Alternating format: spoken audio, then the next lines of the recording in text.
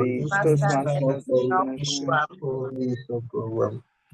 To prepare for and fulfill meeting assignments, to provide fellow members with helpful constructive evaluation, to help the club maintain the positive, friendly environment necessary for all members to learn and grow, to serve my club as an officer when called upon to do so, to treat my fellow club members and our guests with respect and courtesy, to bring guests to club meetings so they can see the benefits Toastmasters membership offers, to adhere to the guidelines and rules of Toastmasters education and recognition programs, to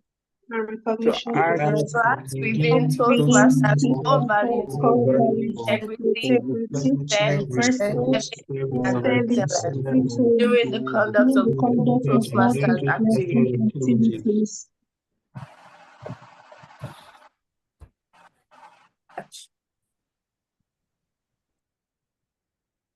Now that we've gone through reciting the Toastmasters promise, I would like to outline the meeting schedule and introduce the timer. So the meeting schedule for today starts with the Toastmasters promise, which we've all read, and we have the timer explaining the timing rules. Then we have our first trainer, then who is going to be training us on table topics. Then we have a question and answer section. Then afterwards, we'll have an interactive section where everybody will get to know each other. Then we have the second trainer. Then we also have the international speech training, question and answer, then closing remarks. Before I introduce the timer, I would like to say something about the speakers we have today. Our Vice President Education has selected two of the best speakers in this part of the world. And I'm not even this part of the world. These are worldwide speakers who have reached international levels in the contest. And they are here to tell us about speaking, table topics, speeches, and also the international speech contest. So I'm sure we have a lot to learn from them. And I will say that we should write our questions down during the course of the training so that we can ask them whatever questions we have. Even if the question is unrelated to the training, I'm sure they'll be happy to listen to your questions and answer them because they have a huge wealth of knowledge and we would be fools to not take advantage of this opportunity. With that said, I would like to go ahead and introduce the timer.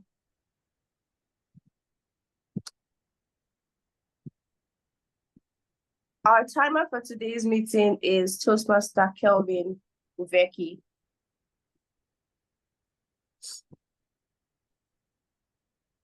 Our timer for today's meeting is Toastmaster Kelvin Uveki. He's a risk management specialist and currently leverages his expertise as a consultant at a leading Big Four accounting firm. He lives by a personal mantra. What's the worst that could happen? Take that chance today. With that, I would like to introduce our timer from Surulere Toastmasters, Toastmaster Kelvin Uveki. You have the floor. Thank you, TM KQJ. Good morning, Toastmasters and guests. Let me begin with a great quote by a renowned American writer, Jack Cornfield. The trouble is you think you have time. Today, with such an incredible lineup of trainers and exciting topic, you might easily get lost track of time. But that is where I come in as the timer for today's training. My role is to act as a guide and ensure we stay on agenda while making the most of this training. To achieve this, I would use my virtual Zoom background, which I will change to green, as you can see now, yellow, and red, based on each speaker's time limit. For the trainers, as mentioned by TMKQJ, you have 30 minutes allotted to you. At the 20 minutes mark, my background will change to green. And at the 25 minutes mark, my background will change to yellow. And at the 30 minutes mark, my background will flash red. For the Q&A session, it's 10 minutes allotted to it. At 8 minutes, my background will change to green. At 9 minutes, my background will change to yellow. And at 10 minutes, my background will change to red. For other speakers, we have 5 minutes allotted. And at 3 minutes, my background will change to green. At 4 minutes, my background will change to yellow. And at 5 minutes, my background will change to red. I will summarize the timing reports at the end of the training, either via chat or by speaking. Let us stay mindful of time as we make today's training a success. Thank you.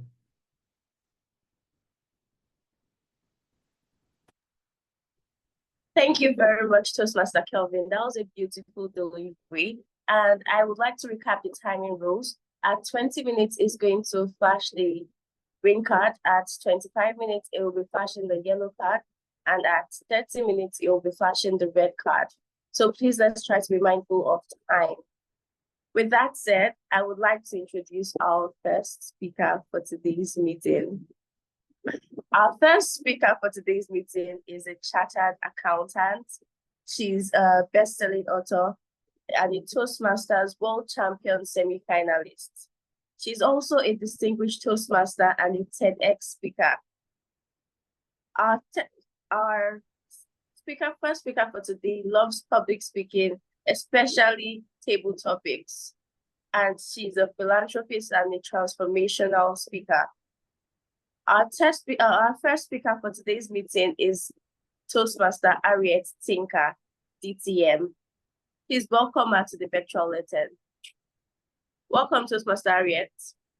Oh, thank you for having me. I'm super excited to be here to share some of the things that I've learned over the years and also ask all of you questions as I go along. So what I'm going to do, I'm going to start off with my PowerPoint presentation. Let's see if it works for me. Sometimes it backfires. Let's see. I will put it on.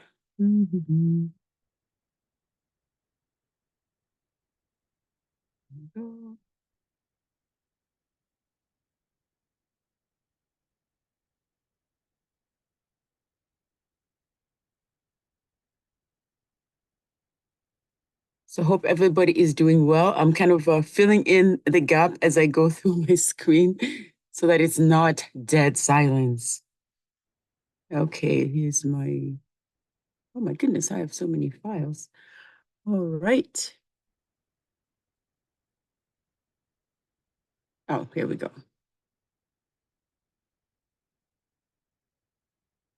And my time is ticking as I do this. I realize that. It's like, ooh. Okay, so one more. Table topics. Here we go. All right, so you should be able to see my screen as it comes on. The master the art of table topics. So what I'm gonna do, I'm gonna start off with just the agenda of let me just put myself over here. So this is the agenda that I'm gonna share with you today so that we can, and some of them, because of time, I'll be mindful of your time. So I'll skip some of the things that I had already prepared and leave it to questions for you. Let's see. All right, so this will be the agenda. I'll start off with the table topics. And next I'll talk about the mindset as you get a question from the table topic master. And then I'll go through the different techniques that I have used that have been quite successful in presenting a table topic. And then I'll show you how to prepare for a table topic. And last but not least, I will leave it out for questions if we have time allocated towards 30 minutes. All right, so table topics is, I'm just gonna, you don't need to see me there. I'll just hide. there's different types of table topics. As you know, when you get a question, there's many different categories.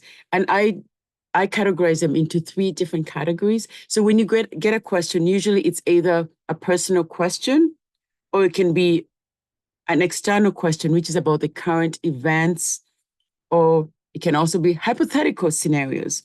So for example, as far as getting a personal question, it would be questions like, based on your life experiences, what was the proudest moment? So questions such as those, or questions like, what is a moment in your life that changed your perspective? So questions like that are more personal. So those are the kind of questions you may see in a table topic, or describe a time when you overcame a challenge. So you're familiar with these personal questions. So those are one of the categories that you would get in a table topic. Another category would be external, which is current events that are happening in the world right now. It could be the power of resilience in the face of adversity. So they could ask questions like that, or they can ask, what's the future of social media? So those are all external questions that would be asked in a table topic. So those are the ones or even a quote, be the change you wish to see in the world. They'll ask you questions like that, and they'll say, speak on that topic. And then you have to kind of plan on how to speak on that. And I'm going to show you. So I'm just showing you the different type of questions that they would ask in a table topic. Most of these are not new to most of you. They're questions you've already been asked in the past. And the last category is the hypothetical scenario. You may be asked questions like, if you could live in any time of history, which one would you choose and why? This is when your heart starts beating when you get the question. So those are the kind of questions that are hypothetical. Maybe it could be another question, could be, if you're given an opportunity to solve one global issue, what would it be and how would you approach it? So all these are the kind of questions to expect in a table topic. Now, when you ask a question, your mindset has to be very clear.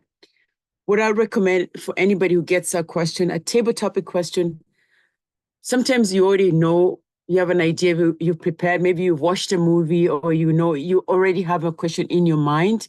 Clear your mind and don't be influenced by anything you already have in your mind. Just be clear, focus on your question and the message you're going to give the audience. This is really important when you're trying to present a question, a table topic. And breathe. As soon as you get the question, breathe, not loudly. You don't want everybody to hear you breathing. Just breathe within yourself and relax. Being nervous is okay. It's actually exciting to be nervous because it means you care. So I wouldn't worry about being nervous. Now, the next step is one of my favorite, where the different techniques, this is where I'm really going to spend most of the time in this training so that you can have an idea when they ask you a question, how are you going to answer it so you can feel confident and you have a technique on how it works. And I've used these different techniques in all my table topic contests, even during my club meetings. I try to use them so that I'm more effective and so that I can be a shining star when I'm answering the question. So I use acronyms because I'm big on acronyms. This is how I remember things because I'm more of a visual audio. I'm a visual learner. So I like to have acronyms so I can see them and I see how I can apply them. So I'm going to share that with you as well so that you can see if you can apply them as well for your own future presentation. So the first one is HASA, and I'll tell you what it means. So right now it's a secret. You don't know what it means yet. Curiosity. So the first one is HASA, and the second one is REP. Ooh, what does it mean? Let us see. So the first one is HASA, which is, the acronym is hook, agree, story, and action. So this is kind of like the strategy I use when they ask me a question. I'm going to go through each individual acronym here, and then after that, I'm going to apply and see how you can use it as well when they ask you a question in table topic. Okay, hook. So now when they ask you a question, it's you want to hook them with a statement. You can say, if they ask you a question, it's been my experience today. it's been my experience today that people today have a short attention span. So you've hooked them, depending on the question, you start off with a statement, or you can start off with a quote. Earlier on, we had our speaker start off with a quote. So that's hooks us. We think, oh, the quote is landing with what they're saying. Or we can start off with a statistic. In 1997, this. So a statistic to get us excited. So when they ask you a table topic question, start off with a hook. We're like, oh, this is exciting. What is the hook going to be about? So that's one of the points in hook. And then when they ask you a question, you have to ask yourself, do I agree with this question or do I not agree? Or am I going to walk around this question? So that's the other thing. If they ask you a question, probably they can ask you, can you convince someone to be a Toastmaster? Maybe in your mind, yes, I can convince them. No, I can't. Or you want to walk around the question. So I'll go a little bit more, give you an example so you can see how you can apply it. So if you don't agree with the question, you go with a yes. If you do agree with it, you go with a no. If you're not sure, you go around it. So that's the next point in the acronym HASA. The next one is a story. We know stories stick. So when you start to give a story about you, maybe your best vacation from last year. My best vacation was last year in Lagos. So then I can give you a story. Why did I like going there? Maybe I met the people were so friendly. I love the culture. I love the food. So I can explain using a story that's relatable when they ask me that table topic question.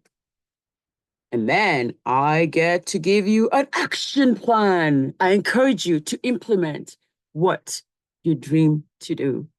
So that's kind of the acronym. Now it sounds more like information right now. You're like, how am I going to apply this? Well, let me show you how you're going to apply this. Here's a question for you. What was the proudest moment? What was your proudest moment?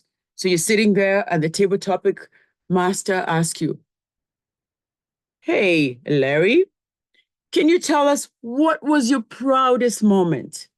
And you think, you start to breathe, you relax. You're saying to yourself, I don't know how I'm going to answer this question, but it's a good thing I have the acronym HASA. So you have to hook them. You think to yourself, how am I going to hook them? You can start off with, have you ever had a moment when you felt everything in your life aligned and you realize that all the hard work was worth it? Well, I've had that moment and I'll never forget. So now you've hooked them. They're thinking, oh, this is good. What is Larry going to say? And then the next thing is, do you agree with this question? You think to yourself, yes, I agree with this.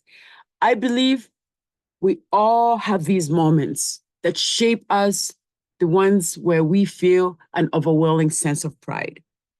So this is, you're agreeing with the question. So now you're giving a statement saying, yeah, I believe with this question, there was a proud moment that I've heard. So you keep going because you're agreeing with the question. And then you have to share a story. A few years ago, I completed my first marathon. So now I'm telling you a story related to my proudest moment. I had been training for months, pushing my body, my mind past the limit. So now I'm sharing a story based on the questions that was asked of me. And then after I finish sharing the story, I give you an action plan. That moment taught me the power of resilience and the importance of believing in myself. Even when the road gets tough, I encourage you, everyone here, to embrace their challenges and find pride in their journey, not just the destination. So you see, when they asked me the question, what was my proudest moment? I hooked you with something. I'm like, oh. And then after I hooked you, do I agree I had a proud moment? Yes, I had a proud moment. So then I applied the moment. And then the next thing, I share a story why I feel there was a proud moment. And then the next thing would be the action plan. And then I tell you what the call to action is. So now that I have given you this acronym, I am going to pick somebody first so that we can see how it applies before I get to the next one. Who wants to be my guinea pig, so to speak? Let me see who I can pick. Sometimes people don't want to be picked. Let me see if I can see everyone. Liz. Lise, I think that's the name. if I mispronounced you. Come on down, Lise. Lise, unless I mispronounced it. I'm not sure if they're there or not. Or anybody who wants to volunteer, I'll just show you how you can do it quickly before I go to the next one. A quiet audience. This is not good. It's 8 o'clock in the morning. Good morning. Oh, okay. Who's speaking? Oh, Lise? Is that Liz? Liz? Yes, it's Liz. Yeah, Liz. Okay, awesome. Liz, you are there. Okay. Are you ready for we're going to use this acronym. I want you to use it and apply it so that we can see if it's working. And after that, we'll see how we can make it stronger. Okay. Are you ready? Okay. All right. I'll just still ask you the same question. Okay. How do you say your name? Is it Liz or Lise? Liz. Liz. Okay. All right, Liz. Liz, what was your proudest moment? Tell us a time when you had a proud moment using this acronym. So think of a hook, what you're going to say to hook us, to get us excited. And do you agree you have a proud moment? If you don't, that's okay. And share a story of where this proud moment was, and then a call to action. All right, go ahead. You have the virtual stage. I have many proud moments, personal, professional, but the one I will share with you currently is personal, and the latest one is when I think 3 years ago, my daughter have been admitted in the most bigger school in France to do the design. It was not something that really I was expecting, because it had been quite a very, very long way in terms of exam and everything. And and in my point of view, she have no other kind of backup solution when she's finished high school. So I was quite stressed and very worried when expecting for the results. So when it's come, I was so proud. And yes, and what also came out of this is that yes, we need to trust them, because I remember that when we were expecting the result, we did more than 2 months after the exam, for saying that, oh, Mom, don't worry, I'm very sure it was okay and something that I like. So I've done my best and everything will be okay. So yes, this is really one of the great moments I'm proud of. Okay, excellent. So what did you say to hook us? What is the statement you said to hook us? Did you say something to hook us to get us excited? So you have to say something like hook us to say, oh, what is Liz going to say to us? Because you said there's been many proud moments, both professionally and personal. So that was your hook right there. So I like that. And as you went, you did agree the question, because you went on and you said this about your daughter, and then you gave a story. The only thing that you missed is that what is your message to us? What do you want? What is it about proud moments? What do you encourage us to do as an audience? Like when you're sharing the story about your daughter, you're really excited about what she did. What is your message to us in just a sentence? Don't get too long, just a sentence. What is your message about your proud moment? What is it that you want us to know? To trust, in fact, because I was so stressed when we see the results. Yes, but my daughter was confident, but to me, yeah. So what is the message? To trust? Yeah, to trust you? Yes, to trust when you know the people around you. Yes, you have to trust, and this, at the end of the day, can reduce your stress and your tension, because it has been 2 very, very long months. Awesome. Okay, thank you, Liz. That's good. All right. I like that. Thank you for sharing that. That was a proud moment. Okay. Thank you. So now I will carry on to the next thing. So the next one is called prep. PREP. And myself, sometimes I like this one better. So when you ask a question, you have to give a point, a reason, example, and then a point. So this kind of helps you with any presentation or question you're asked. Okay, so point to be, we'll still use the same question. What was your proudest moment? You could say my proudest moment was when I completed my first ultra marathon, an experience that I thought that taught me the true power of perseverance. So I've made my point. I've stated my point, and I'm telling you what my proudest moment was. Now, the next thing that I have to tell you is, what is the reason? So the reason was, it was more than just finishing a race. It was about pushing through physical and mental limits. For months, I questioned my ability to even complete the race. So now I'm giving you a reason. I gave you a point, a reason. Now, the next thing would be, give me an example, a relevant example. Why this was a proud moment. Well, during the race, I hit a major wall around the 30-kilometer. I was exhausted, both physically and mentally, and it felt like I couldn't go any farther. But I remembered my training, my support system, and my I never give up mindset. So all these things, I'm giving you an example of why this was my proudest moment.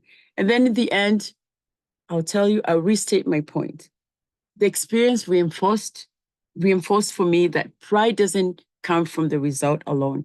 It comes from determination to keep on going no matter the obstacles. That's why completing my first ultra marathon remains my proudest moment. So when they ask me the question, what was my proudest moment? I make my point. I point out what the point was. My proudest moment was when I decided to run my ultra marathon. And then I'll give you a reason why it's a proud moment. And then I'll give you an example and then restate my point. So when you ask a question in table topic, don't be afraid. Tell them, bring it on. I got the acronym to do it. So that's why if you have somehow a template, it's a lot easier to present your table topic. Okay, so those are the two different techniques that I have used and have worked quite well in my practice of table topics. And I know it's going to work for you. It takes a bit of practice. So what I'm going to do, I am actually going to ask somebody else that we can practice this one. Who wants to be my next speaker? I see lots of names, and we're going to use the prep example because it kind of helps you kind of get. And this time I'm gonna use another example for prep so that you can kind of understand before I ask the next person. Okay, so now how can you convince someone to be a Toastmaster? So that's a question they ask you at a table topic. You're like, oh, this question should be easy, but I can't think of a reason. Well, first of all, you start to breathe and you get nervous. That's okay. So you have to state your point. What is the point? You can say, joining Toastmaster is one of the best decisions you can make if you want to improve your communication and leadership skills. So I've made my point. That is my point. And then reason why, Toastmaster provides a safe and supportive environment where you can apply your public speaking skills. So I've given a reason why. Give an example. For example, when I first joined Toastmaster, I struggled to express myself. I couldn't present my ideas. I was all over the place. I was over time. But with Toastmaster, I was able to be clear and concise. That's why I believe Toastmasters is an incredible opportunity, and it's a community that helps you to grow and be the best version of yourself. So I've made my point. So I made my point when they asked me. I gave a reason why, I gave an example, and restate the point. So it's really not difficult to answer a table topic question. You can give your point, reason, example, and your point.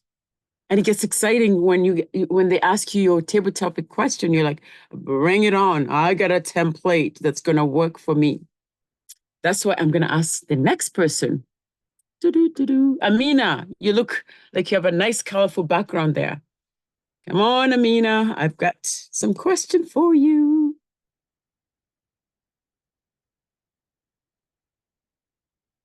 Amina, are you present? I'm not sure if she's present. Whoever wants to come on, because sometimes we have speakers who are not quite ready to come on live. So who wants to be the next person to practice? Remember, the more you practice, the better you're going to become. It's not difficult, really. Let's see a Maybe quiet Toastmaster crowd. Ihoma can speak. Oh, Yoma, okay. I like the way you picked somebody. I should pick you. All right, Yoma, you have been volunteered, so to speak.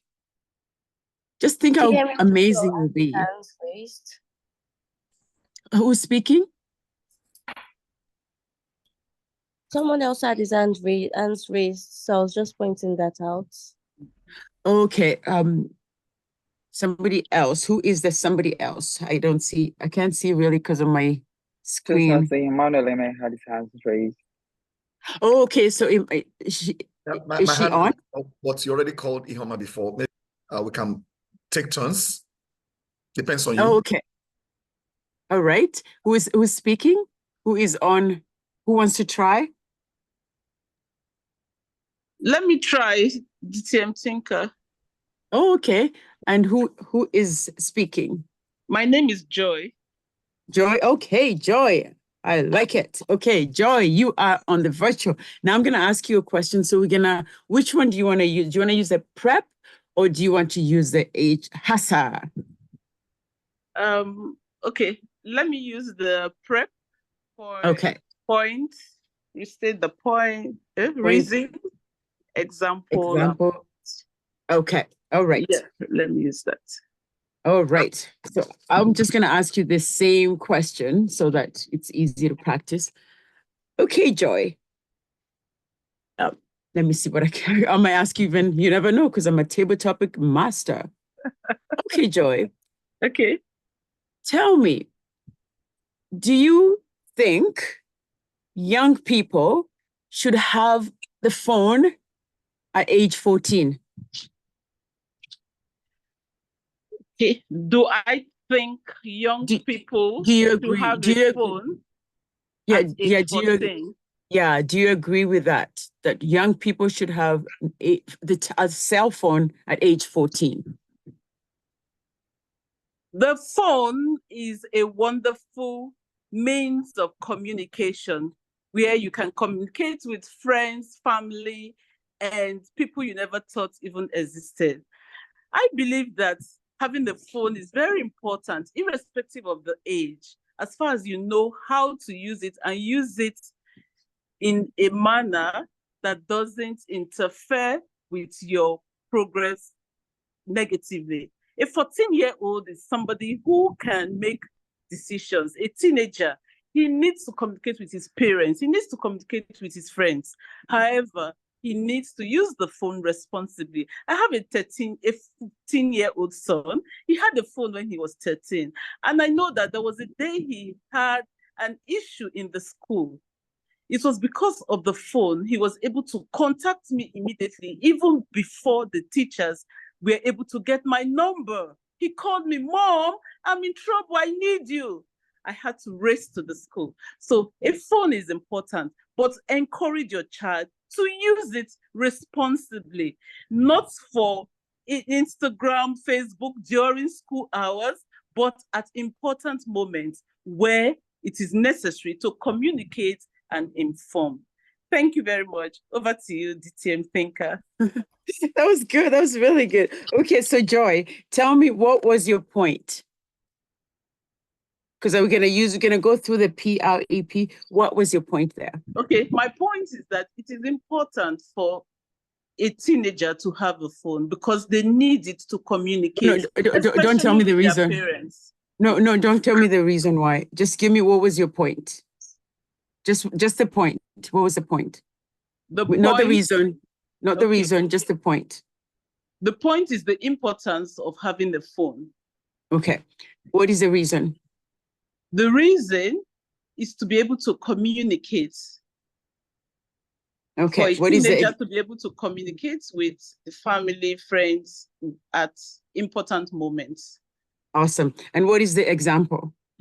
I gave an example of my son who had to communicate something to me really important when he was in school and his teacher couldn't get to me. Awesome. And what is your point at the end? You restate your main point. What is your restated point? A phone is important. Give it to a child, but teach him to use it responsibly. You did that really well, Joy. Because I was going through, as you're speaking, I'm going to pick up all your PREP, and you did that very well. The only thing I would encourage you at the end when you're giving, don't bring in new information. Because I know at the end you're restating the point and you're adding more information. But during your table topics, you're not really being, they don't really look at that too much. They look at your flow. So they look at your PREP. So that was well done. Thank you, Joy. Thank you. Thank you. You are a pro. Yes, really good. That's awesome. Now I'm going to ask one more person because I think I still have time. I can't quite see the timer because of the way my screen is. So I'm not sure at what time I am at. I haven't seen it. I'm at the 20. Okay, so I'm almost at the end. All right. Okay. Does anybody else want to try again, or I can just finish and go to the next? You guys are good. Very good. I'll go and finish off. And if somebody else, if I have a bit of time, we can practice a bit more. But those are the kind of the technique you want to use. Very simple. Table topics is not meant to be difficult. Just give your point, your reason, example, and point. If you keep practicing this, you'll be like, wow, I want another table topic because I'm good. So keep practicing using those techniques. So those are the two techniques that I've presented to you. And this is the differences there. The HASA is you have a hook, you get everybody hooked with a statement. And then if you don't agree with the statement, if you, like, for example, the question I asked Joy, if you don't believe young people should have a cell phone, you can disagree and say, I don't think they should have a cell phone at age 14. They're too young. They shouldn't have a phone. Then you can give an example, like what Joy gave an example about her son. You give, I can't have my son have a phone because this. And then at the end say, my son should not have a phone because he's not mature enough to have a phone. On the other side, you can also do the same strategy. What is the point? You make your point, the reason why you feel children should have a phone at age 14. An example, just like what Joy did, and then you restate your point. So they both kind of work the same way. One, you can hook us really quickly and say, children should never have phone at age 14. They should be more mature and wait till they're 30. Whatever your reason, you can have a little bit of humor. So those are the two. And how do you become a better table topic speaker? This is good. What you do, I would recommend you try 5 questions every day. Just have somebody ask you questions every day, and you just use 2 minutes to practice, because you can never be ready for a table topic because you never know what they're going to ask you.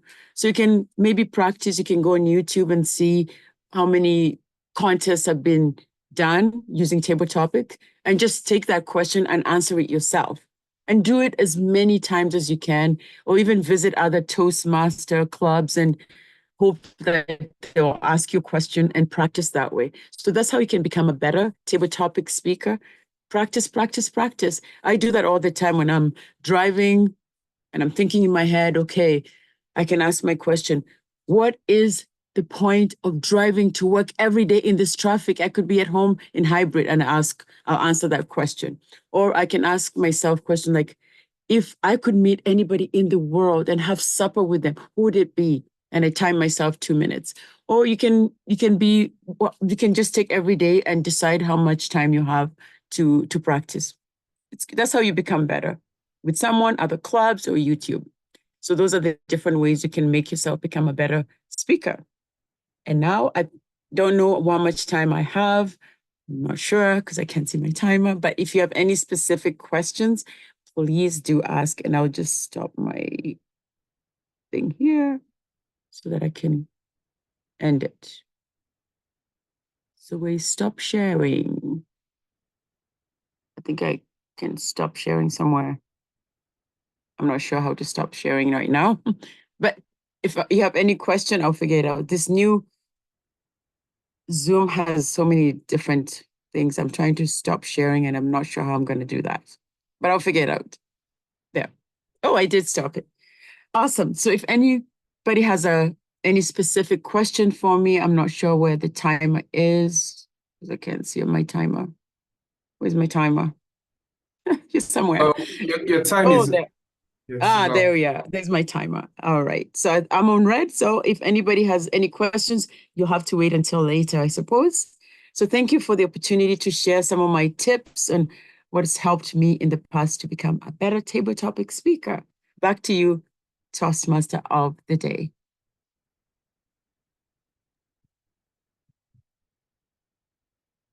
Thank you very much. So I would like to restate that you have additional 10 minutes for questions and answers.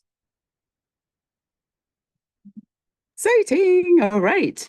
I'm super excited. So go on and ask me questions that you feel you want clarification. Or if anybody wants to practice a particular question, I'm all ears.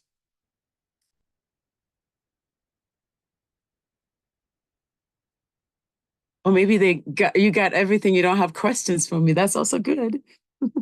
Oh, is that good? Don't think so. I think you can have questions. I would like to remind everyone that Toastmaster Harriet has spoken on the international stage before.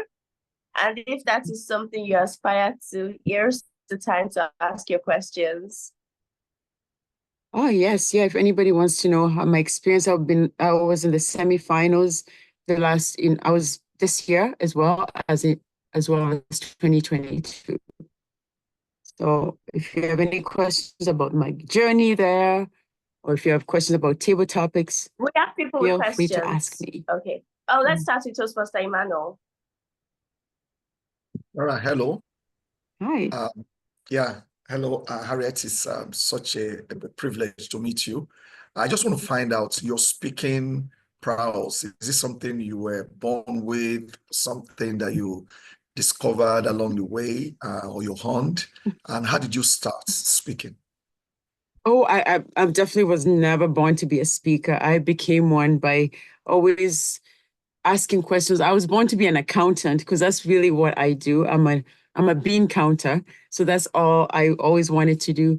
But also I think one of the biggest things that made me become a speaker is I traveled around the world and I worked as an international model over the years, and I got to see a lot of people speak and I got to see people walk on stage. And I thought one day I also want to be on stage, but I didn't know when until a few years ago. I joined Toastmasters in 2016. And I've been competing ever since. I don't always win, but I become a better speaker every time. So I do it just to become a better speaker and share a message that I feel the world needs to hear. Thank you. Yeah, thank you. Good. Thank you for the question, Emmanuel.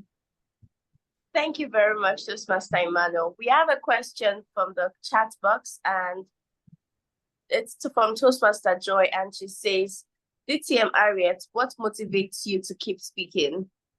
Oh, is this Joy that I just worked with? Yes.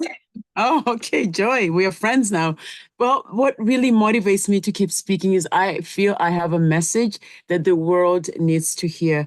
Like what I did this year, my message I didn't get to the finals, but I was there at the semifinals. And the message that I shared this year was Sawubona, which is a Zulu greeting, means I see you. So it's about being able to see one another. So that's the message I want the world to hear, to really appreciate each other, to see each other, and really know that you belong. So that's the message I shared this year. And I'm still working my next semifinal speech or final speech. So I keep sharing my message with the world. It's never going to stop me. Even if I don't win, it's okay. I feel like my message is landing. So it motivates me to keep on going. Thank you very much, DTM. We have a question from Toastmaster Ruben. Please can you unmute yourself? Hi, DTM. Thank you so much for the call. Thank you for that amazing presentation. I feel that sometimes for table topics, I come in and I feel like, oh, what could they throw at me? And they throw one curveball of a question and I get thrown off balance. So I would like to ask, what would you say is a memorable question you've been asked in a table topics contest? And how did you manage to navigate that while that happened? Thank you. I think one of the questions that kind of almost threw me off, and I get what you mean, is they asked me a question. They said, "Now what?" That was the question. Now what? I'm like, now what? What is that? So I thought to myself, okay, well, how can I answer that? So I just started using, my whole strategy that I've been using. I thought to myself, now what? So I thought over the years, I remember planning a trip with my friend. I booked the ticket. I made sure that everything was the way it should be. And then they canceled the trip. Now what? What do I do? So I talked about how I decided to take the train instead. So I got up because you kind of think to yourself, okay, now what? What does that mean? And then at the end, I said to my message to everyone, life is unexpected. It's full of unexpected things. You never know. You have to always be ready for the unexpected. So if you ever come across a now what, just know it's your journey to figure out what the next step is. So you just have to be creative. You have to think in your mind, what else can I do? I love table topics because it really gets you thinking creatively and what you can do very quickly. So don't worry if you kind of feel stumped. Just take a pause. If you feel like you can't answer the question, sometimes it's good to repeat it because it gives you some time. Or if you're live, just walk really slowly to the stage and kind of think, how am I going to answer this question? Like in slow motion, where you're thinking, okay, because they're not going to tell you to speed up. This is my walk. So if it's live, that's how I do it. It's like, okay, they asked me a question. Now what? Okay, now what? I'm walking on stage. And then you think. It gives you time to think. And sometimes if you can't think of the answer, just reverse it and just say, well, I don't know this, but if, that's still good, as long as you're filling in the blank. So I have follow-up question. So for questions like this that throw you curveballs, how do you maintain good body language? Because for me, when my mind starts racing, I'm trying to think. I guess sometimes I start to look up because I'm trying to think of a response. So how do you manage to get really good body language to sync with your message while these kind of questions are thrown at you? Oh, I think you just relax and you think in your mind experiences, like what kind of questions stumped you? Can you think of one as an example? Oh, I don't remember the exact quote, but they threw a quote from God knows where. Like something like, my grandfather's teacup is the only cup that will help this generation. Something like that. It was a quote. Oh, okay. And I was like, what is that? So random. So random. So then I started battling with it. So how do you advise we help strengthen body language with this kind of questions? Thank you. Sometimes you don't want to take it like literally what it is, just what it means for you. Like my grandmother did this. It's like, well, sometimes you'll hear messages that don't make sense to you. So what you do, you have to relate to how they make you feel. When I get a question like that, I have no idea what to think. I ask myself, how can I answer this question? And then I think I have so much experience. You just kind of come up with something. Oh, I'm on red. You just have to, it's all practice. If you're stumped, it's okay. I think it's just, you have to keep practicing. Use that 5 questions a day. And I'm on red. Gotta be mindful of your time. Thank you for the question. Oh, you're welcome. You're welcome. Thank you very much, Toastmaster Harriet. We'll take one more question we saw in the comment section. And the question was, the person asked from Toastmaster Kelvin, he said, can we use these acronyms in everyday life? Oh, absolutely. Yeah, you can definitely use them. Like if somebody asks you a question, you have to give a point. Like, let's say, for example, they asked you, can you convince someone to be a Toastmaster as an example in real life? You can have a point. Yes, state your point. Being a Toastmaster is like the best decision I ever made. And then you give a reason why I became a better speaker. So that can be kind of like your reason. And then examples, like I said, I used to not be a good, confident speaker, and now I'm a better speaker. And that's why I could convince somebody to be a better speaker. Or even if it's an interview question, they ask you, tell me about yourself, right? It's always past, present, and and future. When they ask you, tell me something about yourself. In the past, I used to work for XYZ. Currently, I'm working for this company, but I'm not growing. So in the future, I would like to work for a company like yours because I feel like my experience would add value to my personal development. So it's kind of everything that this whole strategy, you can still use it in real life. Your point, your reason, example, and restate your point. Yeah, so it's all practice. At least you have a template. So next time you go to a table topic, have your template there and say, I am ready, bring it on. And it'll work for you. Thank you very much, Diti and Harriet. So I have one question before we round up the section. And the question, so you said something which stood out for me. You said that it is exciting to be nervous because that means you care. So now my question is also related to what Toastmaster Ruben asked. If they ask you a question that you cannot particularly relate to, how do you find a story? Because stories are what makes your speech more credible. And that shows that you care about what you're speaking about. How do you find a story to tell, or just make it seem like you care about the topic that you're about to approach? Because, table topics, they don't have to be true stories, though.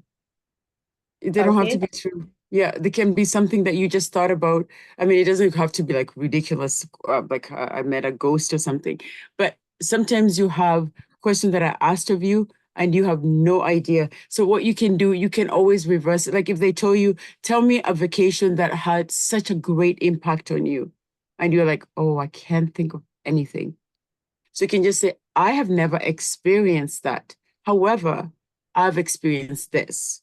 So sometimes if you don't know the answer, just change the question so that it can be something you're speaking on. Of course, in a contest, it's different, but in a regular table topic, just because it's about speaking up.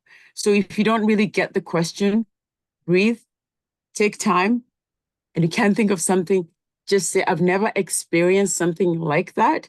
However, and just relate if it's a vacation, that I've never experienced a bad vacation. All I know, I've experienced great vacation, being with my family, on and on and on. And always have an acronym. Like sometimes people ask me, how do you manage to balance your life? I'm like, oh, okay, what can I do? And I think times. I use times as my acronym. T for thankful, I'm very thankful. I for inspiration, I look for something very inspirational every day. M for meditation, I always find way to meditate. E for exercise, I exercise every day. And S for sleep. That's how I balance my life. So sometimes you just have to come up with things that you already have in your mind and just come up with it. So at the end of the day, if you don't know the answer to a question, it's okay, just breathe and just try to answer something almost similar.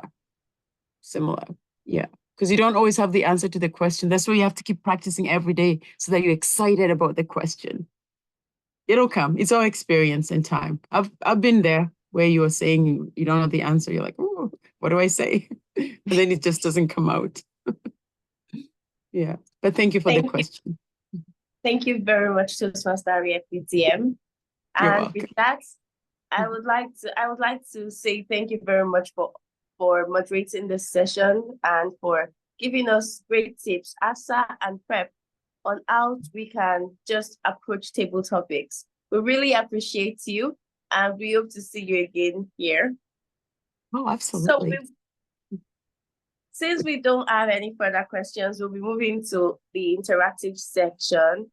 Can the timer confirm if we have a bit more time? Yes, based on the agenda, we still have 5 minutes. Okay, thank you very much. So for this section, I would like to say that we play a game. Is anybody interested? Oh, a lot of hands. So for this section, we will be trying out our skills in tall tales, and we'll be playing the game of 2 truths and a lie. Who would like to go first? So let me explain this game. So 2 truths and a lie is the game where you say 2 things that are true and you say 1 lie. and then the person has to guess which one is the lie. So for instance, I could say my favorite color is black. I like noodles and I like to swim. Now the audience has to guess which one is the lie. Does anyone want to try guessing which one is the lie?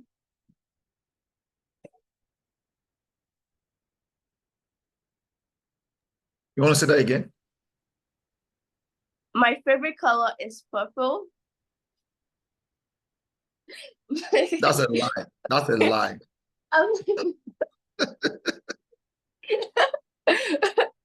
Okay, we can see that I suck at this game. So we're going to go with people that are very skilled in this game. And who would like to volunteer to go first?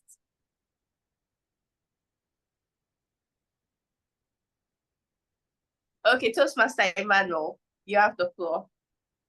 All right. 2 truths and a lie. Listen carefully. If you're ready, listen carefully. Number 1, I went to Egypt. I visited the pyramids midnight in Egypt all alone. That's 1. Number 2, I served with the army, 243 Recce Battalion. Number 3, I went to Singapore and I took over the whole town. 2 truths and a lie. Which one is a lie? You served in the army. You said you didn't serve in the army. You didn't serve in the army. But you went to Singapore or you went to Egypt? No. What do you mean by took over the town? Singapore is the lie. Who else? Okay, I think Egypt is a lie. Going to the pyramids by midnight, was that what you said? I think that's a lie. I feel like I've Who heard else that again? Egypt thing Who before. else I again? think all of these are lies, actually. All right. Okay. You Singapore. want me to tell you the truth? Yes, please. All right. I did serve with 243 Recce Battalion, Monguno, the army, during my youth service. I did visit Egypt and I went on an adventure, midnight. I wanted to see the pyramid, flagged out a taxi, take me anywhere, and went to see the pyramid at night. Singapore, yes, but I didn't take over the town. I went to Singapore. Okay. Thank you very much, Toastmaster Emmanuel, for that delivery. Does anybody else want to try?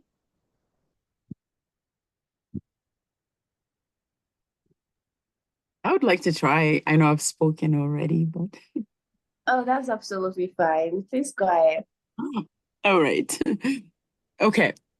So I can run for 30 hours with no shoes on. I am a pescatarian, which means I only eat fish. And it's right now 1 a.m. in Canada. The lie is that you can run for 30 hours with no shoes on. No, that's the truth, actually. That's true. That's true. Okay, the truth is that It's not 1 a.m. in Canada. in Canada. It's not 1 a.m. That's When it was It's not 1 a.m. in 11 Canada. Well, it depends when we on which part started of Canada she is. It could be midnight in No, Canada. It depends on where she it is. could be No, 1 it's a.m. in not. Canada, When we started depending this where call. she is. Canada is a big continent. Exactly. In Where I Montreal, for am, yeah. example, it is 4 a.m. actually. So it depends. So for me, Canada is right.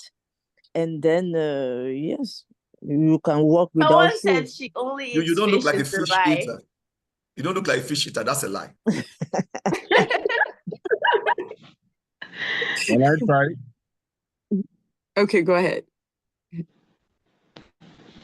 Okay. This is my story. Oh, we're not done with her. Oh, We're not done with oh, her. wait, Told us I'll tell you. already. Sorry. Sorry. Oh, I'll tell you the lie so that he can speak. So the lie is I'm actually a vegetarian now. I used to be. The other two are true. I can run for 30 hours with no Oh. shoes on. And it is 1 a.m. here in Canada. So it's the second one. I Oh, told you. wow. Toastmaster Sorry. Emmanuel is really good at this. Yeah. Very good. Thank you Thank very you. much, DTM Harriet.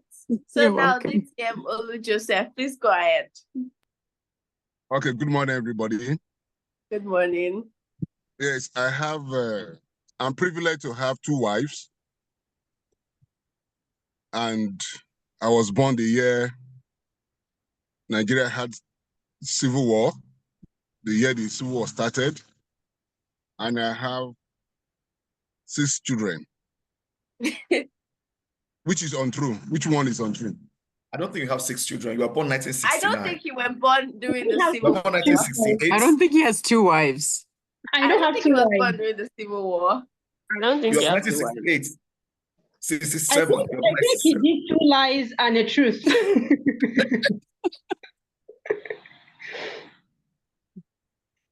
So who said I have 2 wives? You don't have You 2 don't wives. have 2 You wives. don't I have only have two 1 wives. wife. Look at that You one. have 1 wife Just and a one. daughter. Yes, I don't have 6 children. I have just 1. Ah, okay. Yes, I was born the year the civil war started in Nigeria. That was Absolutely. right. Absolutely. Absolutely. It's 2 lies and a truth.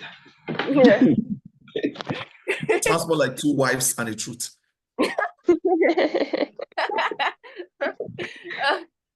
Thank you very much, Toastmaster Olu Joseph DTM. And with that, we'll bring this session to an end and we will move into the next part of this meeting. We have a comment from Toastmaster Harriet DTM. She said, we're a fun club. Thank you very much. So we'll be moving into the next part of this meeting. And yet again, we have another powerful speaker, one of the best speakers in the world. And we're going to, our next speaker is a passionate and prolific speaker. He is a 3-time West and Central Africa champion of public speaking. And is the first Nigerian finalist at the 2020 World Championship of Public Speaking. He's also an award-winning international speaker. Our next speaker loves family, children, speaking and connecting with people, spreading the message of the power of finding our individual voices. He is married to Julia and they have 2 amazing children. Our next speaker is Dr. Benjamin Wayo, our champion at the just concluded District 94 conference in Abuja. Toastmaster Benjamin Wayo, you have the floor. Thank you so much, Toastmaster Kofo. Great to see you again. It's been a while. It's nice to see you again. And thank you, Sulere Toastmasters, for having me. Of course, I already have an apology. I've been apologizing for about a few weeks now by disappointing you guys earlier. But it's great to be here. Thank you for having me. 2018, thereabout, was the year I joined Toastmasters. And when I joined Toastmasters, it was in an effort to move myself forward past a particular tragedy in my life. So what happened was that in 2014, I had 2 boys and a girl. My first boy, Aldrin, and my second boy, Randall. And we had just had my 3rd child, Shira. That was in the month of June. All my children were born in the month of June, by the way. And when we had Shira, we had 3 children. It was like, this is fantastic. We're doing great. And a month later, just a month later, my first son, Aldrin, fell ill and he passed away very briefly. And that was a tragedy. It was horrible. My wife and I were devastated. But we tried to pick the pieces and move on. But 10 months later, my second son, Randall, also fell ill and passed away. So I lost 2 children in a space of about just 10 months. And whenever you have tragedy like that come close to you, you have a moment of clarity, if you like. It's either it brings you down or it takes you up. You know, you can't go further than when you're rock bottom. So I had to ask myself serious questions like, what is going to be my legacy? What am I going? I'm going to pass away one day. I made promises to these boys that I did not keep. Is this what it's going to be? Is my daughter also going to experience me just passing without leaving, and leaving something tangible, if you like. And I realized that I did not spend as much time as possible doing the things that I am most passionate about. I happen to be a veterinarian, a research scientist, and I love what I do. But if there's anything I love more than anything else, is speaking. I love speaking. I love teaching. I love training. I love coaching. Give me a stage to speak on, I can do it for days. So I decided that I was going to pay more attention to speaking, and I joined Toastmasters. And in the very first year of joining Toastmasters, I competed in the Tall Tales and became the division champion all over Northern Nigeria. The following year, I went and became the district champion for the first time in 2019. So what's my first lesson to you guys? Why do you want to compete? Why do you want to be a champion? Why do you want to be in Toastmasters? What's your why behind speaking? And I started this way because I think getting to the why is one of the most important things about any single journey one takes. The why of the matter. And why for me was being able to connect with what I feel is my most important gift or my most important passion, which is speaking. Today, I'm a coach, I'm a trainer. I have a school named after my children, the Alden and Randall School of Leadership and Personal Development. I am focused so much on speaking that what matters most to me is be able to move that speaking forward. And Toastmasters became the journey or the vehicle through which I was able to make that journey. Before joining Toastmasters, I actually assumed that I was a fantastic speaker. And I was pretty good anyway, but I was not that good, really. That's just the truth. But joining Toastmasters, I was able to improve on my speaking, network with fantastic individuals, and become better.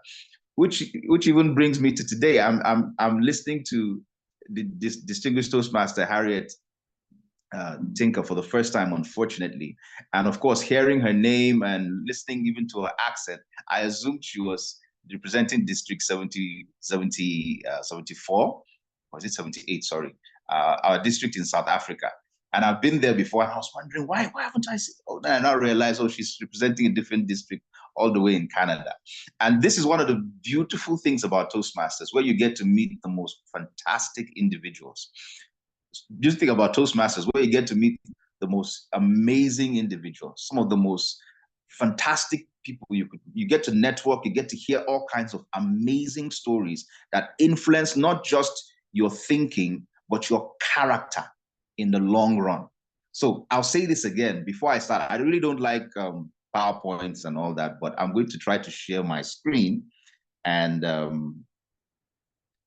try to, yeah, I'm going to try to share my screen.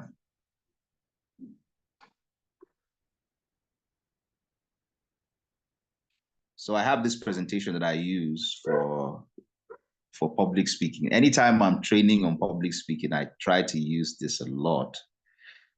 Uh-oh, no, I clicked on the wrong button. No, this isn't it.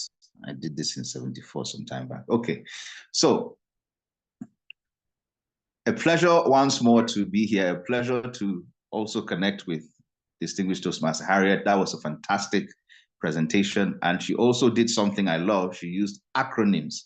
I love acronyms. In fact, I can actually give this presentation without this PowerPoint. But I guess it's good to have something you can see while one is speaking. And I'm not going to go beyond this. I'm going to fixate on this alone. And this will be the summary of everything I'm going to do here today. It's an acronym I always use for public speaking. I call it the soul of public speaking. And I developed this specifically when I was talking about contests, okay? Anytime I'm talking about contests, this is the acronym I use for people. And I use it in public speaking training and coaching and all that. But I developed this specifically for contests, and it's all spread out. So I will eventually stop sharing my screen because I know people will eventually start paying more attention to the screen than to what one is saying. So the acronym is very simple. It's RAMPD, R-A-M-P-D, R-A-M-P-D, RAMPD, R-A-M-P-D. R stands for respect and appreciation. A stands for attitude. M stands for message. P stands for practice.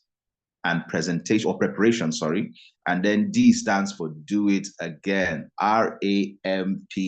So this is about all I'm going to share. I'm going to stop sharing my screen so that you can pay attention to my face. This is one of the problems with PowerPoints. You tend to you spend a lot of time looking at the screen when you should be listening and paying attention to what the speaker is saying. But in any case, this is the long and short of it. And like I said, one of the first things I try to ask people is the why. What's your why? So if you want to compete in the World Championship for Public Speaking, you want to compete in the International Speech Contest, even in the Tall Tales contest, etc. What's your why? Now, I told you that the first contest I competed in was in the Tall Tales. The Tall Tales contest was something I did not want to compete in. I'd never heard of it before. When I joined Toastmasters, I think I watched Dhananjaya's speech, probably the most famous, okay, maybe one of the most famous speeches from the World Championship of Public Speaking. That speech and The Power of Words by Muhammad Al-Khattani, those are my two all-time favorite speeches. And watching those guys, I felt, man, I can do this. I think I could do this. I want to do this. So I just wanted to participate, or I wanted to compete in the International Speech Contest, and that was all I was interested in. But my mentor, distinguished Toastmaster Soji Salu, encouraged me to take part in the Tall Tales, telling me it would be a great experience. It would help me in different areas. And true enough, I joined, and guess what happened? It changed my life forever. Most people don't know this, but I'm an introvert. I'm not an extrovert. I'm not somebody that particularly enjoys chatting, chit-chatting, talking up and down the place and all that. So I'm not that animated when I'm speaking. I was not that animated when speaking. I tend to be a little bit quiet, use my voice more and all that. But taking part in the Tall Tales Championship opened me up a little bit. It made me have better physical expressions, made me use my face more, made me let loose a little bit. I think the only contest I've not yet participated in is the humorous speech contest, because I don't think I'm that funny, even though some people don't agree with me. But well, that's by the way. So taking part in that contest helped me to become a better speaker. And so that by the time I was now competing in the International Speech Contest, by the time I was competing in the International Speech Contest, I was already a better speaker. In other words, it improved my capacity as a speaker. So what am I trying to say? Every contest, every project, everything that you go through in Toastmasters can actually, or is actually designed to help you become a champion. Many people don't realize this. I remember one of the things that encouraged me the most in 2020 was David Henderson. David Henderson is the 2010 World Champion of Public Speaking. And he kept stressing that if you pay attention to your projects, to what you do, as of that time, it was still the CC manual. It was the Competence Communication Manual. You were not using what we have now, that's online and the pathways and all that. But what he was stressing was that you are actually prepared to be a fantastic speaker right from the projects that you have as a regular Toastmaster. So this is very important. Many of us think that we need to do something more fantastic. We need to go out. We need to get some kind of outside experience or something. It is not exactly necessary. What's most necessary is that you take your projects and your journey through Toastmasters as seriously as possible. All the speeches that I have used in the International Speech Contest, all of them have come from projects that I carried out right inside the club. I mean, I've taken a little bit of here, from there, something new and all that, but they've actually been developed right from the club meetings, from my projects and so on and so forth. So it's important that you take that journey seriously. When you understand that journey and you take your journey seriously, you will be in a better position to be a better speaker, because that's what it's designed for. It's not designed to make you something else. It's really designed to make you a champion speaker. So let me go down to my acronym so that you can get what we're talking about and remember the speech. So you remember your why. Remember your why. Your why may not be as complicated as my own, in quotes. You don't have to go through a tragedy or anything like that to come to terms with your why. Some of you just want to become better speakers. You want to stop being afraid. I remember coaching someone regularly recently that always had a problem when he's standing in front of people to speak. He's always shaking, as in. And we were able to get to that. And today he's a champion from our club, also competed in the area championships, and he speaks in front of people, gradually becoming flawless. So your case may be different from someone else's case.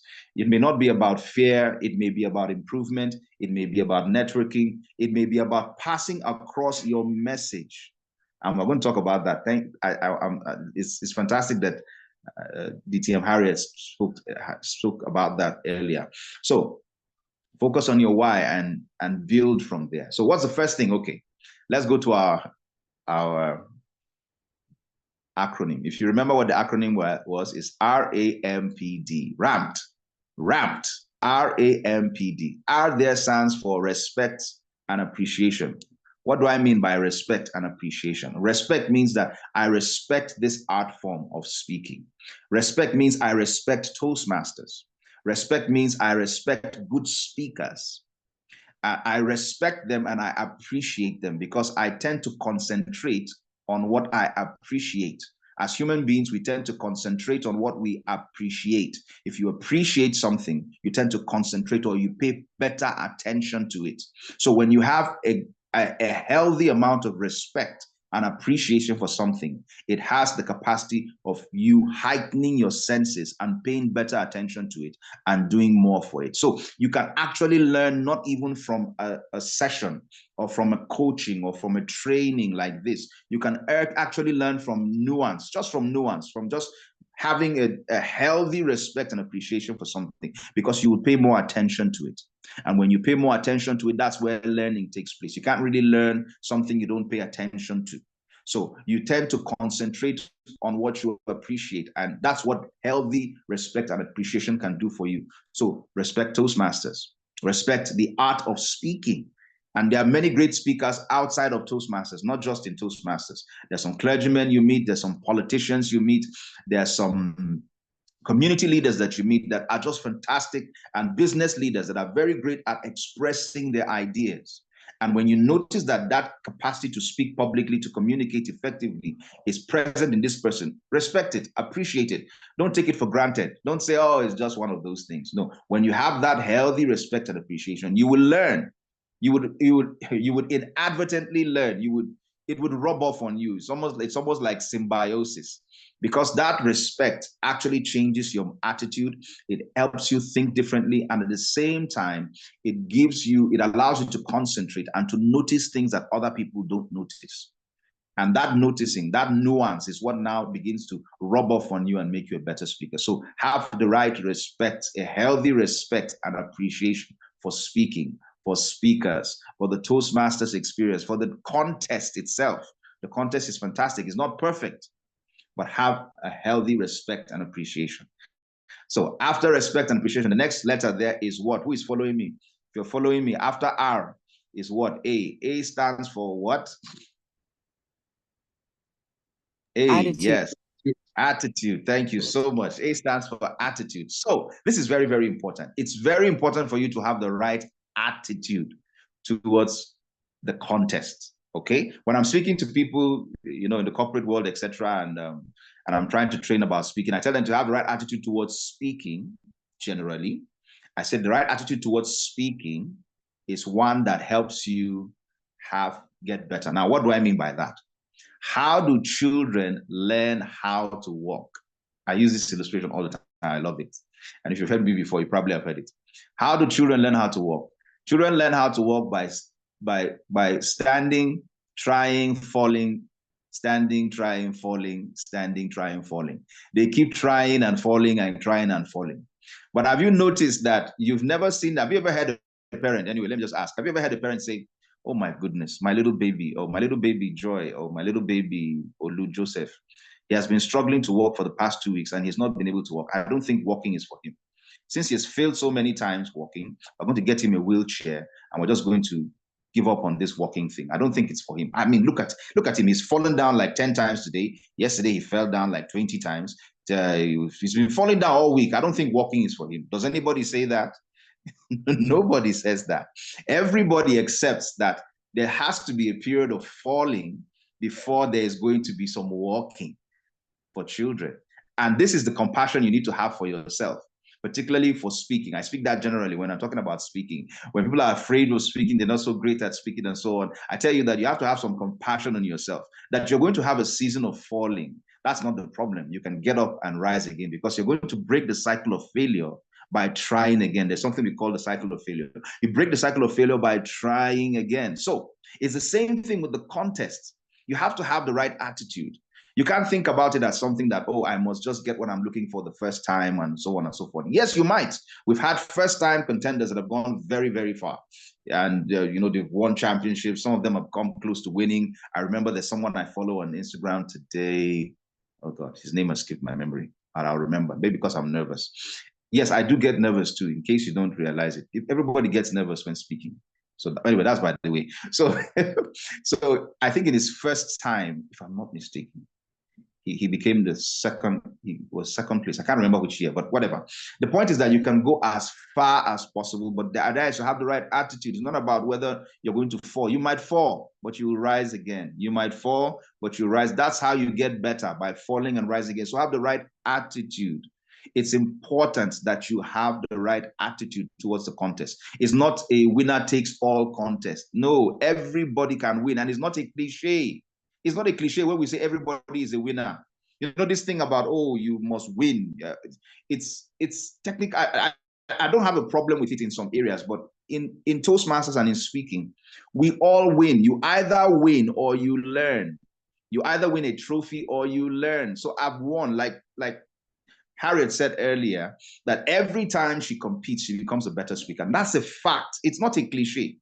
It's a fact. Every contest, every competition rubs you off in a particular way that makes you a better speaker. This last experience in the district where I became the first 3-time district champion, it was the first time, it was the most difficult contest for me. And it showed me things about myself I never thought were possible. It made me a significantly better speaker and better human being, by the way. So have the right attitude. It's not about, oh, if I don't win the trophy, it means, oh, if the judges are after me, oh, she doesn't speak as well. No, that's the wrong attitude. Be honorable, have integrity, have respect for yourself. Don't cheat. Think about the best for yourself and for others also. Have the right attitude and be willing to understand that you either win or you learn. Those things are so important. Having the right attitude towards the contest is one of the best things that can happen to you. So that even if I don't win, now I've been wanting to be the world champion of public speaking. In 2020, I became, I was in the finals. I became the regional champion, and then I got all the way to the finals, top 8 speakers in the world, but I didn't place. I thought that at least I should place. Oh, come on, I'm that good, am I not? But I didn't place. But the world didn't come to an end. And I became a far better speaker by that experience. I've learned so much. I've developed so many friendships, relationships, and so on that are enduring to this day. I will not trade that experience for anything. So the right attitude, have the right attitude. It's not about, because a lot of people are jaded by their losses during contests. They talk about judges. They talk about, oh my goodness. Ooh, okay. All right. They talk about judges. They talk about timing. They talk about all kinds, and you get yourself in this funk where you lose sight of the most important thing, which is that you're passing across a great message, which is that you're being a better speaker. You're helping people change their lives and so many beautiful things. So focus on the positives. Have the right attitude. Okay. My time is really running out. I didn't realize I'd spent so much time. So M. The next letter there is M. So R stands for respect and appreciation. A stands for attitude. M stands for what? Message. What is your message? I'm so excited. I just get to reiterate some of the things that Harriet DTM just said earlier. The message that you're passing across is one of the most important factors whenever it is that you're speaking. So what's your message? What's your message? What message are you passing across? I remember in 2020, it was online because of COVID. And one of the challenges we had was with technical stuff, sound, lighting, internet. So we didn't have very great internet from where I was. And we're trying to figure it out and just solve all those problems. And it was very discouraging. I think in my whole semi-final group, I had the worst internet. Cyril Junior was the champion in 2 years back, yeah. And my car was in my semi-final group. Cyril was my semi-final group. My car was in my semi-final group. My car was 2020 champion. And who else was in my semi-final group? Fantastic people. Everybody from some of them were in Europe, from the US, you know, Asia. Everybody had great internet. I had the worst internet. Sound was horrible.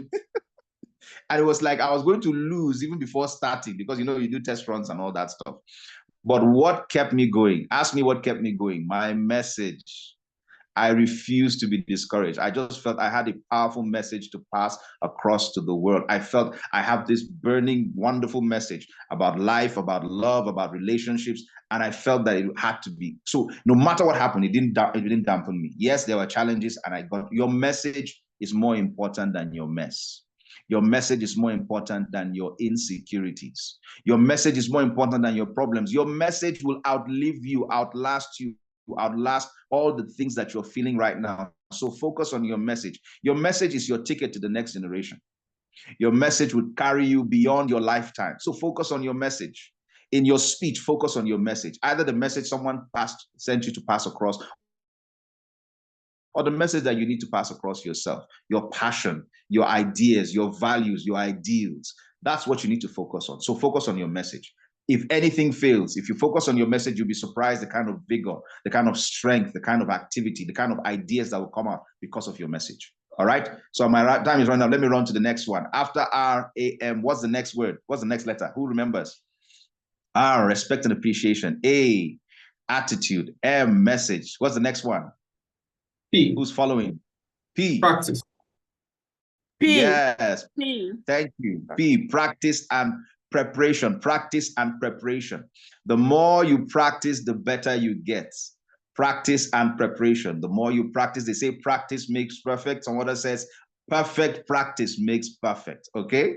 So I had this interesting experience in Bamako, Mali in 2019 when I won the championship for the first time, the district championship.